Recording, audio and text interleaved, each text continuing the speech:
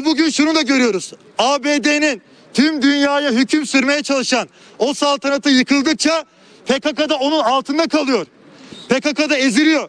O yüzden Türk milletinin topyekün mücadelesinin sonucunda o terör odağının, o PKK terörünün, terör örgütünün sözde siyasi temsilcisi olan HDP'de kapatılacaktır.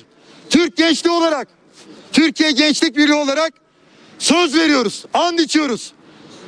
Buradaki Diyarbakır annelerin başlattığı mücadele, Türk gençliğinin verdiği mücadele, yine sınırlarımızda, sınır ötemizde Mehmetçiğin verdiği mücadele HDP'yi kapatacaktır ve aslında fiili anlamda kapatmıştır. Şimdiden hepimize kutlu olsun.